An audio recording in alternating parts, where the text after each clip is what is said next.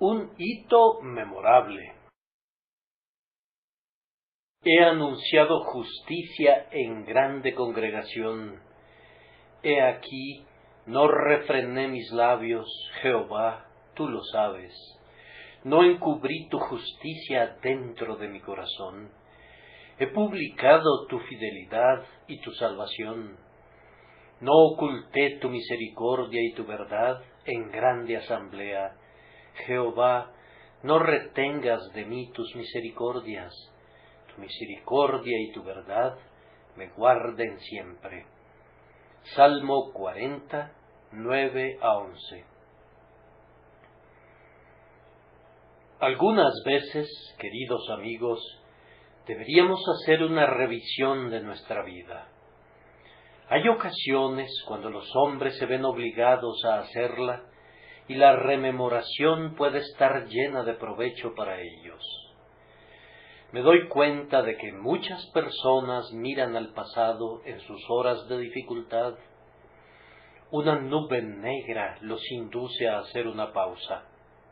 En la prosperidad, habrían continuado corriendo sin reflexionar mucho, pero la aflicción los llama a hacer un alto.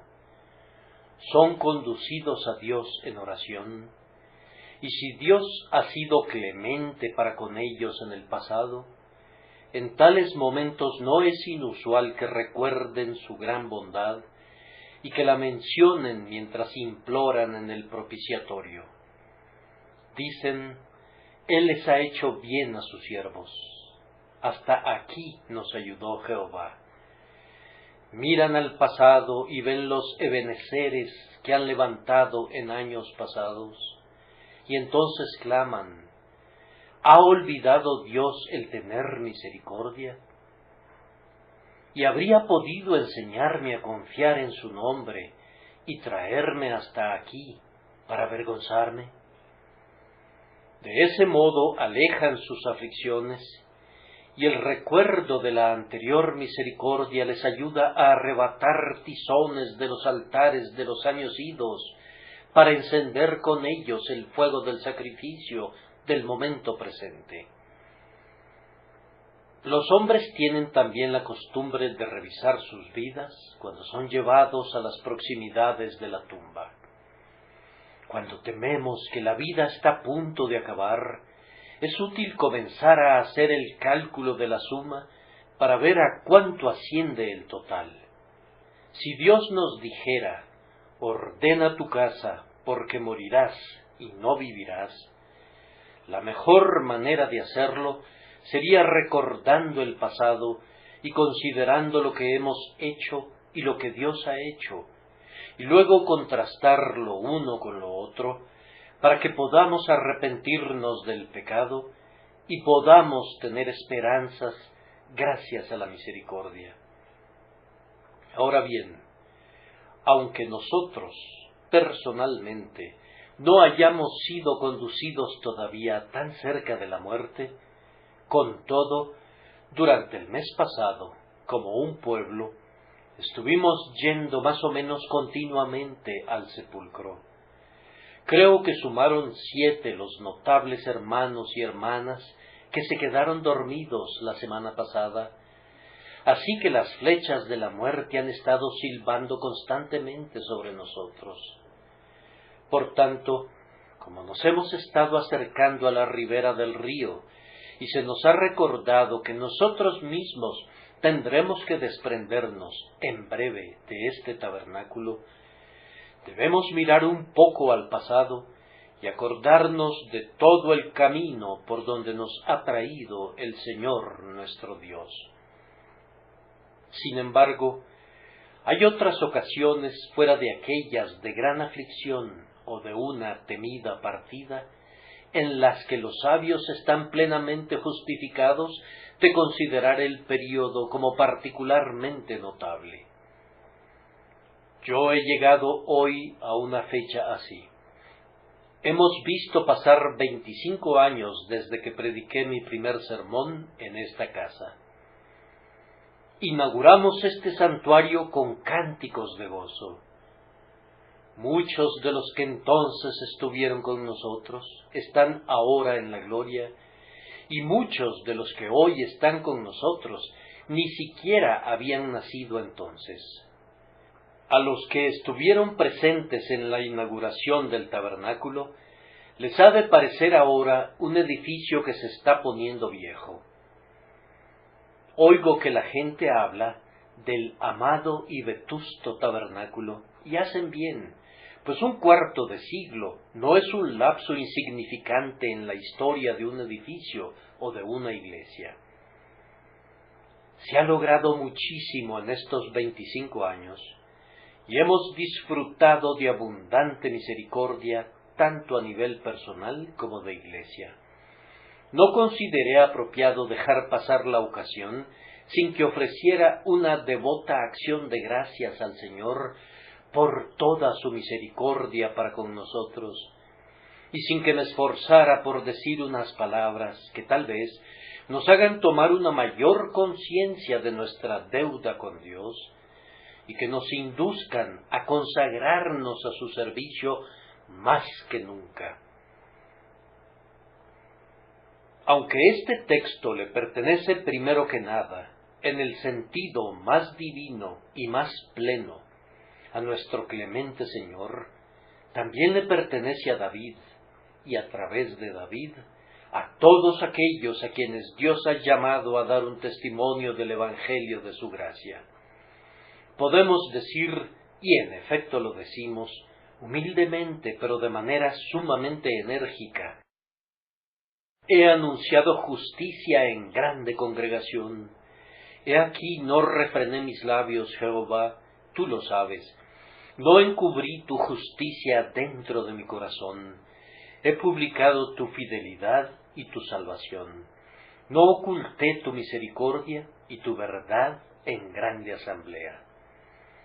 Sé que hay muchos hermanos aquí que, cada quien en su propio ministerio, se unen a nosotros diciendo lo mismo.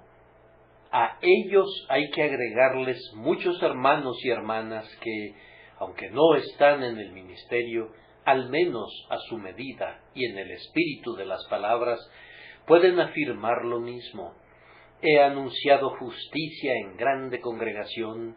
He aquí, no refrené mis labios, Jehová, tú lo sabes. No encubrí tu justicia dentro de mi corazón. He publicado tu fidelidad y tu salvación. No oculté tu misericordia y tu verdad en grande asamblea. Retomando entonces nuestro texto, tenemos primero un testimonio continuo. Muchos de ustedes han dado testimonio de Dios en sus hogares, así como en sus vidas. Algunos de ustedes han dado testimonio en sus clases en la escuela dominical. Algunos lo han hecho en las calles, otros en reuniones sostenidas en algunas cabañas, algunos en asambleas más grandes. Quienes somos llamados al ministerio público de la palabra, hemos dado este testimonio especialmente en grande asamblea. Pero todos los que somos siervos del Señor hemos dado nuestro testimonio, así lo espero, según nuestras oportunidades y nuestras habilidades. Ha sido imperfecto, pero ha sido sincero. Al rememorar nuestro testimonio de Dios, casi desearíamos suprimirlo debido a sus imperfecciones, pero podemos decir verazmente que ha sido dado sinceramente según la medida de la capacidad que nos ha sido concedida. Ha sido dado, sin ninguna duda, sin ninguna reserva mental y con intensidad de espíritu. Ha sido dado porque no podía ser silenciado. Yo les he predicado el Evangelio a ustedes, hermanos y hermanas míos, porque lo he creído. Y si lo que les he predicado no fuera cierto, yo sería un réprobo. Para mí no hay ningún goce en la vida, ni ninguna esperanza en la muerte, excepto en ese Evangelio que he expuesto aquí continuamente. No es para mí una teoría, Me atrevería a decir que es algo más que una creencia, se ha convertido en un hecho absoluto para mí. Está entretejido con mi conciencia, es parte de mi ser. Cada día se vuelve más querido para mí. Mis gozos me atan a él y mis aflicciones me conducen a él. Todo lo que está detrás de mí, todo lo que está delante de mí, todo lo que está arriba de mí, todo lo que está debajo de mí, todo me fuerza a decir que mi testimonio ha sido dado con mi corazón, con mi mente, con mi alma y con mi fuerza. Y estoy agradecido con Dios porque puedo decir esto, expresándolo tal como lo expresa el texto: Jehová, tú lo sabes. Aunque otros no conozcan la verdad del asunto, yo me regocijo porque mi Señor conoce mi corazón. Me siento agradecido con Dios porque puedo decir esto debido a los temas del testimonio.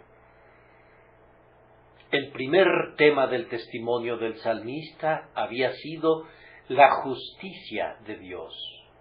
Ese es el punto principal que ha de advertirse en todo el testimonio de Dios, la justicia positiva de Dios en sí mismo, el procedimiento de la justicia de Dios por el que justifica al impío, el método de Dios de esparcir la justicia en el mundo por el poder y la energía de su Santo Espíritu. Desde luego creo en un Dios que castiga el pecado. Yo nunca los he complacido con la idea de que el pecado es una minucia y de que en alguna edad futura se puede expiar a sí mismo. No, me ha parecido que la justicia de Dios es un oscuro trasfondo sobre el que hay que dibujar las líneas refulgentes de su amor eterno en Cristo Jesús. La justicia de Dios es vindicada a plenitud en la expiación de Cristo. Él es el justo y el que justifica al que es de la fe de Jesús. Yo no pido que me sea concedido ningún perdón injustamente. Mi conciencia no podría quedarse satisfecha con un perdón que me fuera otorgado injustamente, pues la gloria de Dios se vería deshonrada de esa manera. Si el pecado fuese perdonado sin ninguna expiación, habría una mancha en el libro del estatuto celestial. Pero nosotros hemos predicado la justicia de Dios y sentimos que, haciéndolo, ponemos un cimiento seguro sobre el cual se basan el consuelo y la esperanza del creyente en Cristo Jesús. En adición a la justicia de Dios, el salmista había predicado su fidelidad. El Señor cumple todas sus promesas.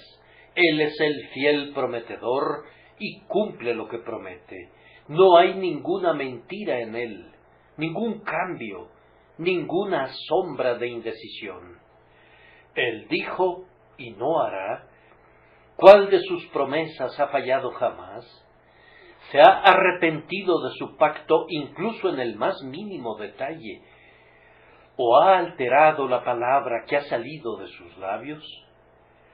No hemos dado testimonio de un Dios inconstante, ni de una débil salvación que salva por un tiempo, pero que después de todo no salva realmente, sino que permite que los santos se aparten y perezcan eternamente. Es más, hemos transmitido de manera resuelta la declaración de nuestro Señor: y yo les doy a mis ovejas vida eterna, y no perecerán jamás, ni nadie las arrebatará de mi mano. Nosotros creemos en el amor eterno, en un pacto eterno, ordenado en todas las cosas, y que será guardado, y por eso la justicia y la fidelidad han sido dos cimientos de nuestro ministerio, sobre los cuales hemos intentado edificar un evangelio digno de nuestra predicación y digno de la audición de ustedes. Luego el salmista dice que había dado testimonio de dos cosas conjuntamente: tu misericordia y tu verdad. Oh hermanos y hermanas, ¿qué tema tenemos aquí? Tu misericordia, la generosa misericordia de Dios, su desbordante amor, su linaje, su amabilidad para sus escogidos, a quienes ha constituido para que sean un pueblo cercano a Él, y a quienes les manifiesta su propia alma. La palabra amorosa, añadida a la palabra amabilidad, la convierten en una joya doblemente preciosa. ¿Hay entre las palabras alguna otra que iguale a esta misericordia? Predicarles la misericordia del Señor ha sido algo dichoso para mí. No necesité ser impelido a realizar esa feliz tarea. Más bien, algunas veces, casi he necesitado ser detenido cuando he rebasado la hora asignada y mi tema ha hecho que me olvide de todo.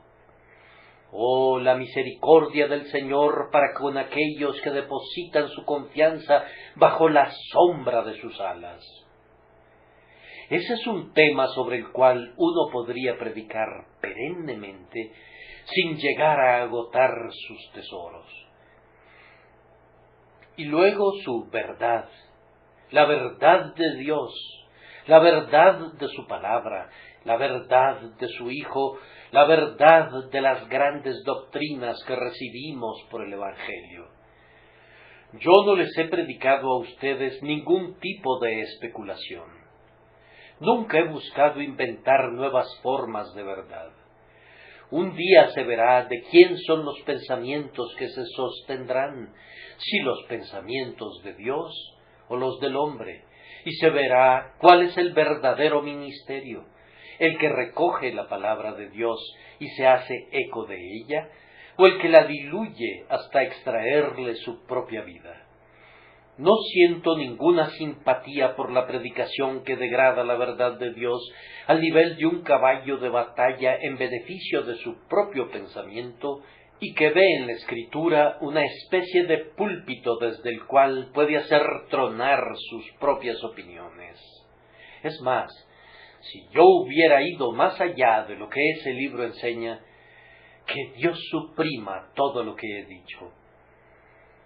Yo les suplico que no me crean nunca si rebaso en lo más mínimo lo que está claramente enseñado ahí. Estoy contento de vivir y de morir como un mero repetidor de la enseñanza de la Escritura, como una persona que no ha ideado nada nuevo y que no ha inventado nada. Estoy contento de ser alguien que nunca consideró a la invención como una parte de su llamamiento, sino que concluyó que debía tomar el mensaje de los labios de Dios, según su máxima habilidad, y ser para el pueblo simplemente como una boca de Dios, lamentando mucho que algo propio se entrometiera, pero sin pensar nunca que tenía que refinar o adaptar el mensaje de alguna manera a la brillantez de este maravilloso siglo, ni intentar repartirlo luego como algo propio para llevarse alguna porción de gloria. No hemos pretendido nada de ese tipo. He publicado tu fidelidad y tu salvación. No oculté tu misericordia y tu verdad en grande asamblea. No hemos predicado nada como si se tratase de algo propio. Si hubiera habido algo de nuestra cosecha, retiramos amargamente esas palabras y nos las tragamos y nos arrepentimos de haber sido culpables alguna vez del pecado y de la necedad de haberlas expresado. Hemos procurado comunicarles a ustedes las cosas que hemos aprendido de Dios nuestro Padre y de su Hijo Jesucristo por su Santo Espíritu. Ahora, queridos amigos, permítanme decirles a continuación que este texto describe una obra que ha sido realizada en medio de grandes dificultades. Pudiera parecer que es algo muy fácil tener un mensaje y decirlo simplemente. Sí, así lo parece, pero no es tan fácil como se ve a primera vista. Yo no supongo que ustedes crean que sus sirvientes transmiten siempre sus mensajes con precisión. Alguna vez se sentaron en torno a una mesa y le dijeron a una persona alguna historia, pidiéndole que se la contara a su vecino. Dejen que cada uno la susurre a otro, y para cuando llegue al final del recorrido, difícilmente reconocerían su historia. Habría cambiado mucho. En nuestras mentes hay una tendencia a alterar lo que contamos, y es una verdadera lucha a pegarse a la estricta verdad. Además, a esta época le encantan las cosas bonitas, lo fresco y lo novedoso. Y no siempre es fácil nadar contra la corriente, ni lo es ir en contra de la tendencia de los tiempos y del espíritu de la época. No tenemos un deseo especial de ser considerados más necios que cualquier otra persona. Sabemos dónde está la sabiduría, al menos deberíamos saberlo, pues oímos acerca de ella con la suficiente frecuencia. Pregúntenles a los hermanos de la escuela del pensamiento moderno si no tienen toda la sabiduría que se pudiera poseer actualmente. Si no dicen que la tienen, muchos de ellos actúan como si pensaran que la tienen. No, amigos, después de todo no es tan fácil apegarse simplemente a la verdad sencilla. Hay un hermano que ha ideado algo maravillosamente novedoso. Leemos su libro. ¿Acaso no lo podríamos seguir un poco? Descubrirán, hermanos, que si resuelven asirse firmemente a la fe que ha sido una vez dada a los santos, tendrán que pelear una batalla en la que serán vencidos, a menos que confíen en Dios para recibir la fortaleza. Si están dispuestos a desprenderse de la verdad, sólo tienen que buscar agradar al hombre, y eso se logra pronto, y entonces recibirán el saludo de «Salve, compañero, encantado de conocerte». Pero si tienen la intención de declarar la verdad de Dios, necesitarán la ayuda del Altísimo en la lucha. Pero aunque el testimonio ha sido dado en condiciones difíciles, ha ido acompañado de un indecible placer. Oh, el deleite de predicar el Evangelio. Con frecuencia les digo a los jóvenes que solicitan su admisión en el colegio, si puedes evitarlo, no te hagas un ministro. Pero si no puedes evitarlo, si un destino divino te induce, dale gracias a Dios de que así sea. Si eres capaz de predicar el Evangelio, eres más feliz que si hubieses sido escogido para ocupar algún trono. No hay ningún otro oficio como ese debajo del cielo. He oído que algunos dicen que nuestro estudio profesional de la palabra de Dios puede ser un obstáculo para nuestro crecimiento en la vida divina. Sé a qué se refieren, y hay algo de verdad en sus palabras, pero para mí, la predicación del Evangelio ha sido un continuo vehículo de gracia, y puedo decir con el apóstol Pablo, a mí, que soy menos que el más pequeño de todos los santos, me fue dada esta gracia de anunciar entre los gentiles el Evangelio de las inescrutables riquezas de Cristo. Realmente es una gracia que a un hombre se le permita predicar el Evangelio.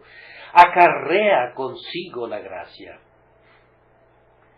Hermanos en el ministerio, ¿acaso no han leído la Biblia mucho más debido a que han tenido que predicar las benditas verdades reveladas en él?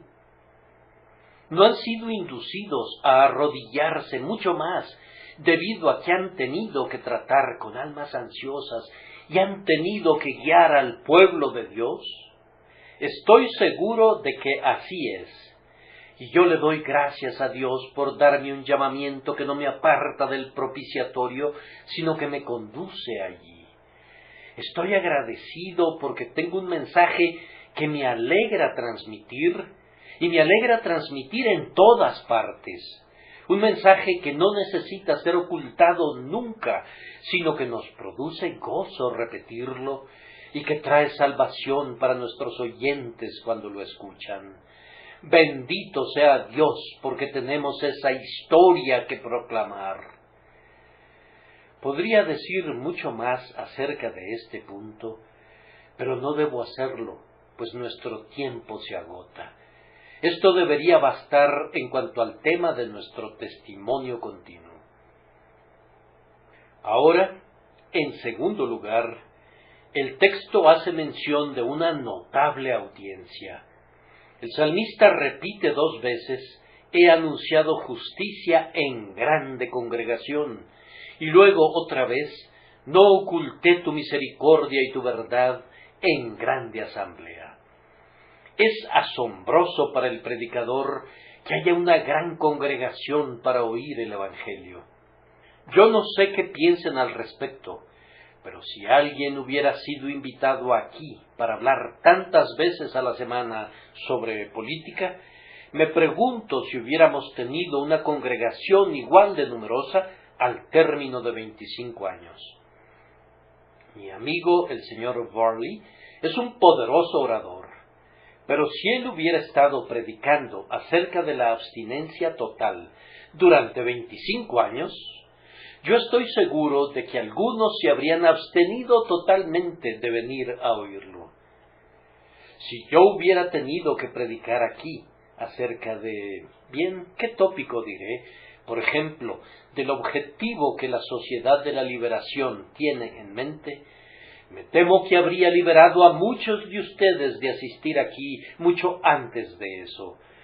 Todos los otros temas son agotables, pero con ese libro y con el Espíritu Santo podríamos predicar perennemente.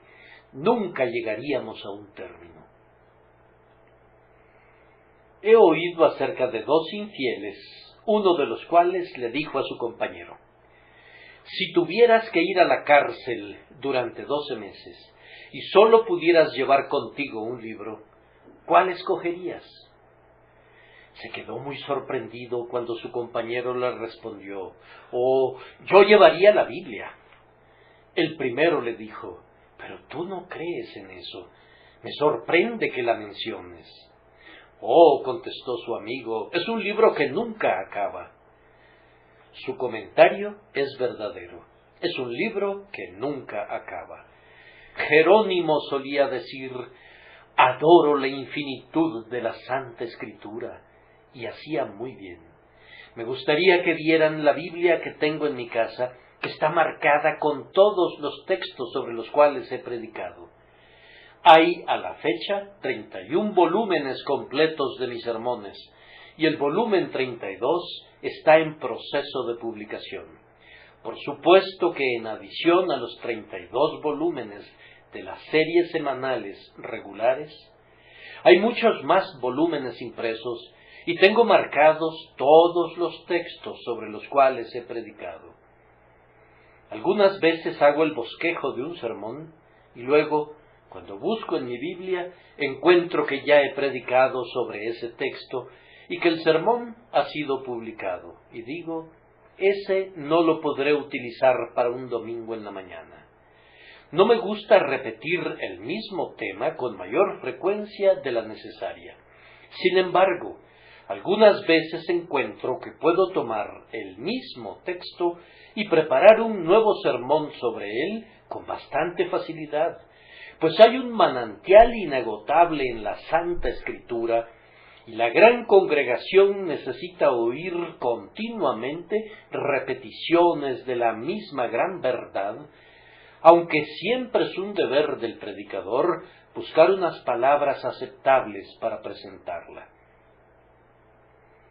Joven que estás comenzando a predicar, no tengas miedo de apegarte a tus textos. Esa es la mejor manera de obtener variedad en tus discursos. Satura tus sermones de biblina, la esencia de la verdad bíblica, y siempre tendrás algo nuevo que comunicar. Pero cuán alentador es pensar en la gran congregación. Donde hay abundancia de peces, siempre hay buena pesca, estamos obligados a pescar una sola alma donde quiera que pudiera encontrarse una, y quienes pescan un pez a la vez realizan un gran servicio para el Señor. Pero qué deleite es tener la gran red barredera del Evangelio y echarla en un lago como este, mientras Dios guía la mano del pescador. Seguramente es un hombre feliz. Pero entonces, queridos amigos, cuando pensamos en esta gran congregación, qué solemnes pensamientos se vienen a la mente. Yo subo algunas veces a esta plataforma, y cuando echo un nuevo vistazo a esta gran congregación, me quedo pasmado.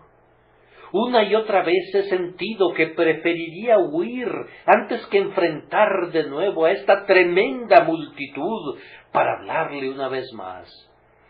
Oh, señores, pensar que muchos de ellos son varones moribundos y mujeres moribundas, y pensar que todos ellos necesitan este evangelio que yo predico, y que muchos van a rechazarlo arrostrando terribles consecuencias, y algunos podrán aceptarlo. Será aceptado, gracias a Dios, con consecuencias de gozo indecible. Pensar que tendremos que rendir cuentas de cómo hemos predicado y de cómo lo han oído ustedes. Pensar que todos nos reuniremos de nuevo delante del tribunal del juicio para rendir cuentas del servicio de cada domingo y de cada jueves.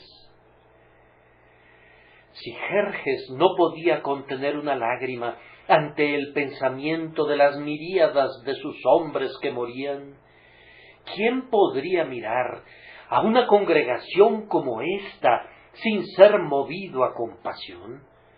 Sí, no es fácil predicar a una gran congregación como para poder decir al final: estoy limpio de la sangre de todos los hombres, pues no he rehuido ante ustedes todo el consejo de Dios. El espectáculo de esta gran congregación reunida esta noche sugiere muchos recuerdos. Me acuerdo de algunos seres queridos que solían sentarse aquí, y ahí, y allí, y allá. Casi puedo verlos ahora, algunos amados santos ancianos de cabezas grises, que solían ser nuestra gloria, y que ahora están con Dios. Algunos ardientes y jóvenes espíritus que fueron arrebatados antes de alcanzar la plenitud de la vida.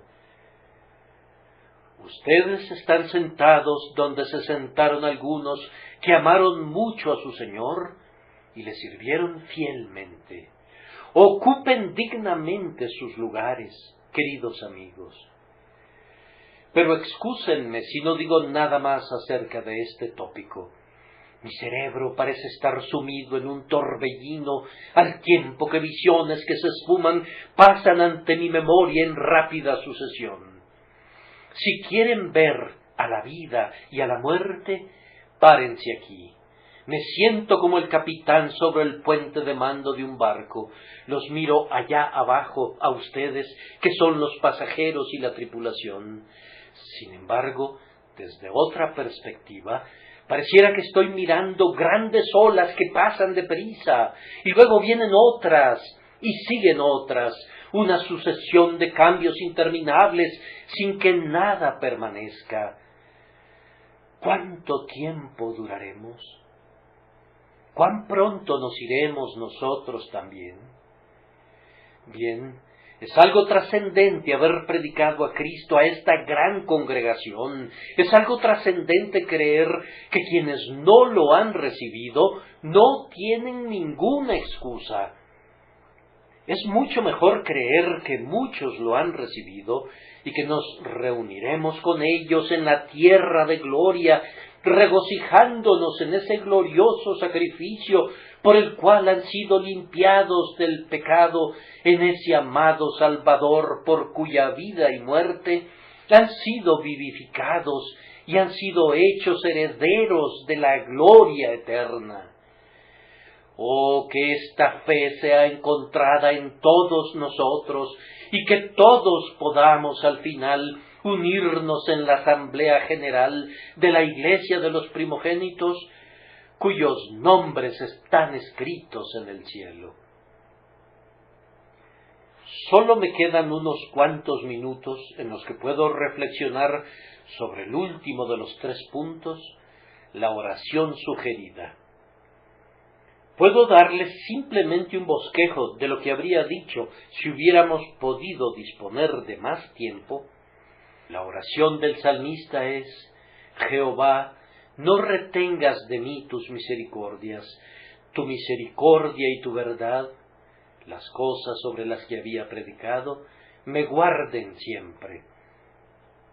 Esta oración es apropiada para el predicador y él la musita ahora. Tomando las palabras de David y apropiándome de ellas, elevo mi oración al Señor en este momento. Jehová, no retengas de mí tus misericordias, tu misericordia y tu verdad me guarden siempre. La oración es también apropiada para cada cristiano aquí presente. Permítanme leerla y que cada cristiano la musite ahora. Jehová, no retengas de mí tus misericordias, tu misericordia y tu verdad me guarden siempre. Con una pequeña alteración, esta oración les podría convenir a ustedes que todavía no son salvos, pero que desean serlo. Jehová, no retengas de mí tus misericordias.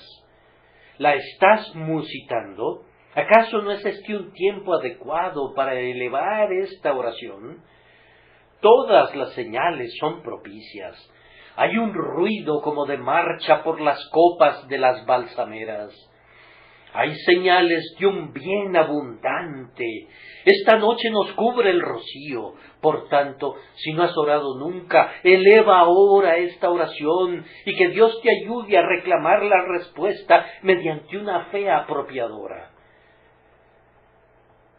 Me parece que al menos 3 cosas le sugirieron al salmista esta oración.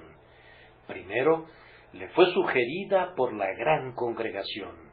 David pareciera decir: Jehová, como hay tantos seres que necesitan de tu cuidado, no permitas que yo me pierda en medio de la multitud, no retengas de mí tus misericordias. Señor, me entero acerca de lluvias de bendiciones que esparces, libres y plenas, lluvias que refrescan a la tierra sedienta. Deja que algunas gotas caigan sobre mí, también sobre mí. A continuación, le fue sugerida por el tema: tu misericordia y tu verdad me guarden siempre. Como oigo acerca de tu bondad, no puedo tolerar perdérmela. Como oigo acerca de tu verdad, no quisiera ser un extraño para ella. Señor, bendíceme también a mí. Luego, además, le fue sugerida por el futuro. El salmista esperaba sufrir grandes pruebas y serias aflicciones, y por tanto oraba: tu misericordia y tu verdad me guarden siempre. Ahora, como congregación, hemos cumplido 25 años en este edificio, pero no debemos suponer que hemos llegado al final de nuestras luchas o ni siquiera al fin de nuestros pecados. Oh hermanos y hermanas, este es solo un tramo del camino al cielo. Creo que les dije una vez antes que algunos amigos, cuando erigen un Ebenezer, se sientan en la cima y dicen: aquí nos vamos a detener. Cuando este tabernáculo fue inaugurado, yo recuerdo que esa noche puse un afilado clavo de hierro en la parte superior de la piedra de ayuda para que nadie pudiera sentarse sobre ella, y hago lo mismo otra vez sobre la piedra Ebenezer que erijo en recuerdo de la bondad de Dios. Que ninguno de nosotros se siente al final de este 25º año y diga: hemos llegado hasta aquí y aquí nos vamos a quedar. Largas noches de tinieblas acechan ante nosotros, hay gigantes contra quienes debemos luchar, montañas que debemos escalar y ríos que debemos atravesar. ¿Quién sueña con la tranquilidad mientras permanezca aquí, en el país del enemigo? Desenvaina tu espada, amigo, no has concluido la batalla. Despierta, tú que duermes, no has llegado todavía al lugar de reposo. Este es el lugar para vigilar y orar y luchar y esforzarte. Por tanto clamamos, no retengas de mí tus misericordias. Nos estamos haciendo viejos, nos estamos volviendo débiles, tal vez nos estemos haciendo menos sabios. ¿Quién garantiza que todos los años nos traerán buenas nuevas? Podrían traernos mal si confiamos en nuestra experiencia pasada. Necesitamos que Dios esté con nosotros igual que ha estado siempre. Por tanto, hemos de clamar a Él pidiendo desde esta noche, bendícenos más y más. El pobre salmista experimentaba grandes problemas cuando elevó esta oración. Dice, me han rodeado males sin número, por tanto pide, no retengas de mí tus misericordias. Añade, me han alcanzado mis maldades. Si hay alguien aquí cuya conciencia lo esté acusando y que sea culpable delante de su Dios, que eleve esta oración por causa de sus iniquidades. Prosigue diciendo, no puedo levantar la vista. Si ese es tu caso, si no puedes levantar la vista, pídele al Señor que mire hacia abajo y clama pidiéndole que nunca retenga de ti su misericordia. David dice adicionalmente respecto a sus iniquidades, se han aumentado más que los cabellos de mi cabeza, y mi corazón me falla. Bien, cuando nuestro corazón en verdad nos falla, hemos de recordar la misericordia que nos ha ayudado a lo largo de tanto tiempo y debemos arrojarnos otra vez sobre esa misericordia para todo lo que nos espera. No voy a aventurar ninguna profecía. El miércoles asistí al funeral de nuestro amado hermano, el Dr. Stanford.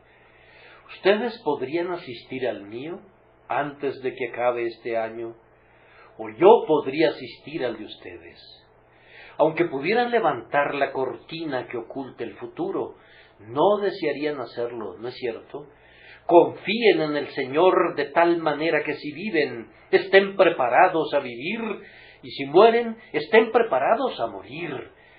Pienso que lo mejor que pueden hacer es hacer la siguiente cosa que les toque y hacerla completamente bien. Yo estuve aquí el lunes pasado. No había tenido descanso de la obra espiritual desde las 3 de la tarde hasta las 9:30 de la noche, y aproximadamente a la mitad de ese lapso pensé, bien, no sé cómo voy a completar esta larga tarde de entrevistas a buscadores y a candidatos para la membresía de la iglesia. Así que le pregunté a un hermano, ¿cómo podré hacerlo todo? Sin embargo, había una taza de té frente a mí y dije, creo que voy a tomarme ese té. Eso es lo siguiente que tengo que hacer. Con frecuencia ese será su mejor curso de acción, hacer simplemente lo siguiente que puedan hacer cuando se estén diciendo, ¿qué haré si vivo hasta la ancianidad? Cuando regresen a casa esta noche, coman su cena y vayan a la cama para la gloria de Dios. Y cuando se levanten por la mañana, no piensen en lo que van a hacer en la noche. Hagan lo que les corresponda cuando comiencen las tareas del día y continúen en esa misma dirección. Si pudieran ver la suficiente distancia para dar un paso a la vez, eso es todo lo lejos que necesitan ver. No comiencen a atisbar el futuro. Vayan directamente, de día en día, dependiendo de Dios para la misericordia y la gracia y la fortaleza del día. Esa es la manera de vivir, y yo estoy persuadido de que esa es la manera de morir. El señor Wesley dijo: si yo supiera que iba a morir esta noche y tuviera un compromiso de asistir a una sesión de clases, yo asistiría. Si hubiera prometido visitar y ver a la anciana Betty de Tal camino de regreso, a verla iría. Luego tendría que ir a casa y haría la oración en familia. Haría eso. Luego me quitaría mis botas y me iría a la cama, tal como lo haría si no me fuera a morir. O no permitan que la muerte sea un tipo de adición al programa que no estaba calculada, pero vivan de tal manera que cuando llegue, si viniera mientras estamos sentados aquí, estén preparados para recibirla. Entonces la suya será una vida feliz, una vida útil. El secularismo nos enseña que debemos mirar a este mundo. El cristianismo nos enseña que la mejor manera de prepararnos para este mundo es estar plenamente preparados para el siguiente. Si nuestra conversación y nuestra ciudadanía están en el cielo, incluso mientras estamos en la tierra, eso eleva y glorifica los deberes seculares que de otra manera se arrastrarían en el cielo. Que Dios los bendiga, amados. Alabemos su nombre por todas las misericordias del pasado cuarto de siglo y confiemos en su gracia para todo el futuro.